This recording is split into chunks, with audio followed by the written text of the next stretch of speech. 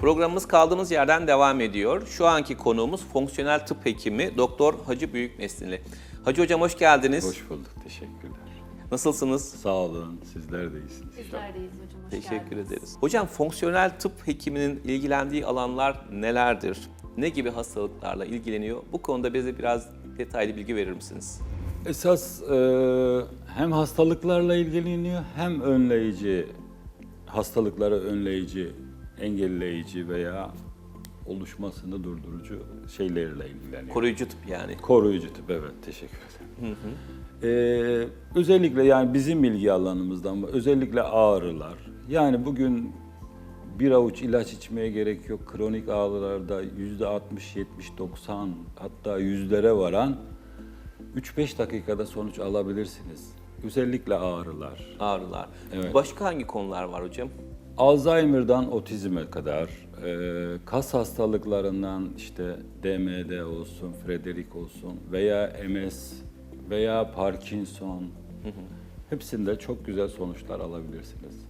Peki hocam, bu bahsettiğiniz hastalıklardan Alzheimer'la ilgili ne gibi çalışmalar yapıyorsunuz? Şimdi özellikle Alzheimer'da beyin yavaş yavaş kapanmakta, tıkanmakta.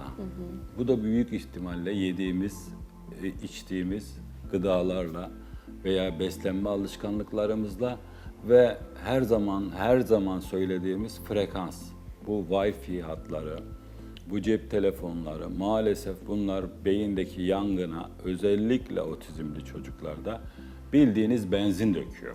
Hocam vazgeçilmez hale geldi günümüzde. Vazgeçilmez de tamam doğrudur ama bundan ne şekilde korunacağımızı bilmemiz lazım. Yani düşünün, bir anne karnındaki bebekte 20 kat konsantre olmakta. Yani biz çocukken mahallede otizm mi vardı? Nereden çıktı bu Alzheimer? Gittikçe artan bir Ya bir apartmanda bir çocuğa düşmüş, 40'ta 1'e düşmüş özürlü destek alan sayısı, çocuk sayısı. Bu nedir ya? Çok büyük rakamlar. Yani bir sitede 3-5 tane özürlü desteği alan, daha almayan hiperaktif çocuklar var, diğerleri var, konuşma bozuklukları olanlar var. Bir sürü spektral yapı uzuyor. Direkt ağır özürlü sayısı 40'ta 1'e düşmüş. Lütfen yani bunu kullanıyoruz ama bundan nasıl korunacağımızı da bilelim. Trafik için bir sürü kural yaratıyoruz. Gıda için, konsept için bir sürü kural yaratıyoruz. Bu Wi-Fi'lerin, bu internetlerin, bu zararlı frekanslarına da bir şeyler yapalım. Şimdi anneler onlar için gümüş gömlekler giyiyorlar, gümüş yelekler giyiyorlar. Bundan dolayı hastalıklar bunlarla artık ilişiği ve bağlantısı saptanmaya başladı. Bu konuya özellikle dikkat çekmek istiyorum. Hocam peki Alzheimer hastalarının tedavisinde ya da tedaviyi yavaşlatmak için kullanılan ilaçlar veya aldığı tedaviyle birlikte fonksiyonel tıp hekiminden destek almasının bir zararı var Yok, mıdır? kesinlikle yok. Hatta bir süre sonra bizim hastalarımızın çoğu o ilaçlara ihtiyaç dahi hissetmiyor. O ilaçları kullanma ihtiyacı hissetmiyorlar. Daha konforlu oluyorlar. Peki bu fonksiyonel tıp destek aslında tedavisi gibi mi görünüyor? Destek nereden baktığınıza bağlı. Esasında bir detoks ve yenilenme programı bizim uyguladığımız. Aslında günümüzde de ne kadar çok ihtiyacımız var hepimizin, Yani değil mi? özellikle annelerin Alzheimer'ı kişi kendi yaşam tarzıyla kendisi bilir bilmez kendi eliyle yapıyor. Ama o küçük çocukların hiçbir suçu yok. Evet. Özellikle anneler, anne adaylarına sesleniyoruz. Çok önemli. Lütfen hayatınızın psikolojik ve biyolojik olarak en önemli işini yapacaksınız bir çocuk yaparken. Lütfen 3 ay buna hazırlanın. 3 ay bir detoks ve yenilenme programına girin. Özürlü çocuk sayı oranı 40'ta 1'e düşmüş. Bu daha kayıtlara geçen. Bunun haricinde bir sürü hormonal bozukluklar, bir sürü göz kusurları, bir sürü zihin kusurları yapıyor. Bizim sınıfımızda kaç tane gözlüklü çocuk vardı hocam? Hakikaten yok gibi diye. Şimdi Neredeyse Onlar 2-3 çocuktan. 9-10 yaşındaki çocuklar, erkek çocuklarının memesi çıkmış, balon gibi çıkmışlar. Hormonal bozuklukları başlamış. Hocam bunların en büyük aslında kaynağı beslenme değil mi? Beslenme ve Çevresel bu koşullar frekanslar faktörü. maalesef. Bu frekanslar bu bildiğiniz o otizmli çocukların beynindeki yangına Bildiğiniz benzin döküyor. Bildiğiniz o ateşe odun atıyor bu frekanslar. Hocam öyle bir şey söylüyorsun şu an izleyenlerimiz de böyle öyle. şokla Maalesef, izliyor ama maalesef. her şeyimiz ona bağlı. Televizyonlarımız Maalesef, ona bağlı, maalesef, evdeki her şey maalesef ona bağlı. bunun korunmasını ve bundan şey yapmayı öğrenmemiz gerekiyor. Bir şekilde bu konu çok önemli. Şimdi bu çocuklara yapıyorlar zeka testi. Ya senin ayağın yanıkken, ayağın yanarken zeka testi yaptırabilir misin? İçeri kolun kırılmışken zeka testi yaptırabilir misin? Mental test yaptırabilir misin? Konuşma terapisi yaptırabilir misin? Bu çocuğun beyni yanıyor, kafasını duvarlara vuruyor. Kuş gibi çırpınıyor. Lütfen şu yangını durdurun. Ondan sonra zekası. Bak bakayım belki o çocuk süper zeka. Önce şu ağrısını bir dindirin beynindeki. Peki hocam bu destek tedavisinde siz neler yapıyorsunuz? Özellikle diyet. Hiç vazgeçemeyeceğimiz. Vücut hasta olmadan önce lenfatik drenaj tıkanıyor. Bağışıklık sisteminin en önemli parçası asidik bir bataklığa dönüşüyor. Bu aside, vücutta aside dönüşen ve asidik ortamda faaliyet gösteren şeyler hastalık yapıcıdır. Yani vücuttaki asidik bataklığı kurutmamız gerekiyor. Aslında bir nebze alkali diyet gibi bir şey mi bu bahsettiğiniz? O da var tabii Şu anda ki. gündemde O da de var, o da var. çok Onu da kapsar. talep görür. Yani vücutta hastalık yapıcı şeyler, vücutu zarara uğratan şeyler ya asidiktir ya asidik ortamda faaliyet gösteren bakteri, virüs, mantar, parazitlerdir. O yüzden bataklığı kurutmamız gerekiyor. O yüzden bir ilaç yetmiyor, bir bitkisel yetmiyor, bir ucundan tutmak yetmiyor. Komple bir program uygulamak gerekiyor. Şu masa 20 kilo, kaldırın bakayım siz 20 kiloyu kaldırabilir misiniz bir ucundan tutarak?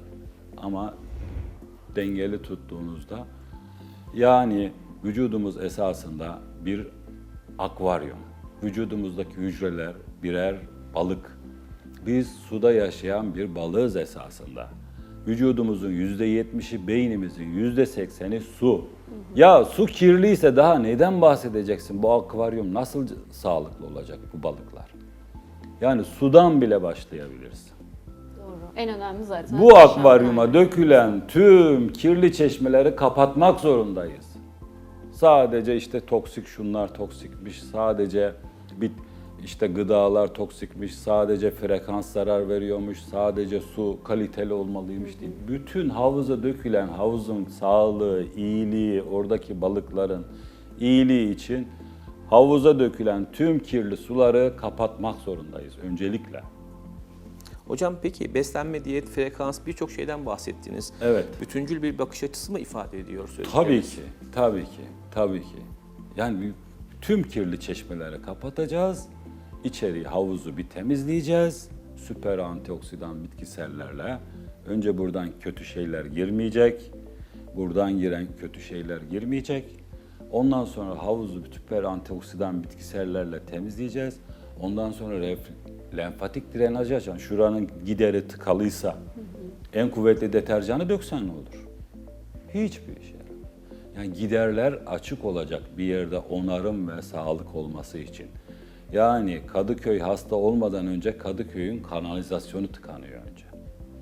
Kanalizasyon tıkanıyor. Bütün hastalıklar bu asidik bataklıktan, lenfatik drenajın tıkanmasına bağlı asidik bataklıkta ürüyor. Sivrisinek de buradan ürüyor, akrep de, karasinek de buradan, kanserde, kısırlıkta, Alzheimer'da hepsi buradan ürüyor.